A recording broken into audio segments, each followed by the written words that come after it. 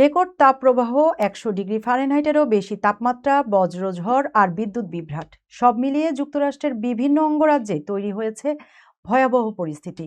ইতোমধ্যে অন্তত ২৫ জনের মৃত্যুর আশঙ্কা করা হচ্ছে। কোনো কোনো অঙ্গরাজ্য সবচেয়ে বেশি ক্ষতিগ্রস্ত এবং আবহাওয়াবিদরা আগামী দিনগুলো নিয়ে কি সতর্কতা দিচ্ছেন, বিস্তারিত জানুন প্রতিবেদনে। রেকর্ড গরমে বিপর্যস্ত হয়ে পড়েছে যুক্তরাষ্ট্রের বিস্তীর্ণ অঞ্চল।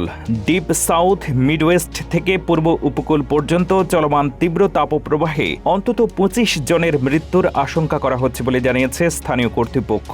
একই সঙ্গে অতিরিক্ত গরম ও বজ্রঝড়ের কারণে যুক্তরাষ্ট্রের ২৫০তম স্বাধীনতা দিবসের অনেক আয়োজনও ব্যাহত হয়েছে। শনিবার ন্যাশনাল ওয়েদার সার্ভিস জানিয়েছে, দেশের পূর্বাঞ্চল জুড়ে প্রায় ১৫,৬০,০০,০০০ মানুষ তাপপ্রবাহজনিত সতর্কতার আওতায় ছিলেন।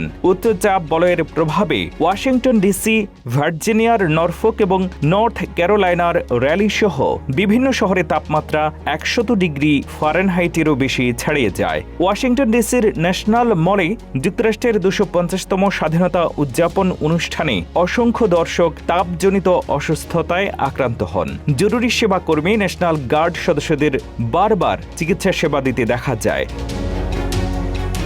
অনুষ্ঠানের চেয়ারগুলোর তাপমাত্রা ১৬০ ডিগ্রি ফারেনহাইট পর্যন্ত পৌঁছায় বলে আয়োজকরা জানান। এরই মধ্যে তীব্র বজ্রঝড়ের সতর্কতায় অনুষ্ঠানে উপস্থিত হাজারো মানুষকে সাময়িকভাবে নিরাপদ আশ্রয়ে সরিয়ে নেওয়া হয়। পরে কয়েক ঘণ্টা বিলম্বে প্রেসিডেন্ট ডোনাল্ড ট্রাম্প বক্তব্য দেন এবং এরপর আতশবাজির আয়োজন অনুষ্ঠিত হয়।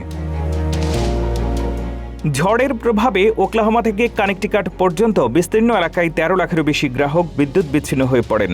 সবচেয়ে বেশি বিদ্যুৎ বিভ্রাট দেখা যায় মিশিগান, নিউ জার্সি ও মিজৌরিতে। স্বাস্থ্য কর্মকর্তারা জানিয়েছেন, শুধু নিউ জার্সিতেই তাপপ্রবাহে মৃতের সংখ্যা বেড়ে ২২ জনে পৌঁছেছে।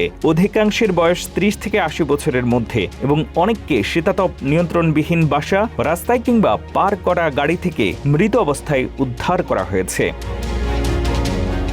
এছাড়া ইলিনয়ের কুক কাউন্টিতে একজন এবং মিসিসিপিতে ৭৪ বছর বয়সী এক ব্যক্তির মৃত্যু তাপজনিত বলে নিশ্চিত করা হয়েছে।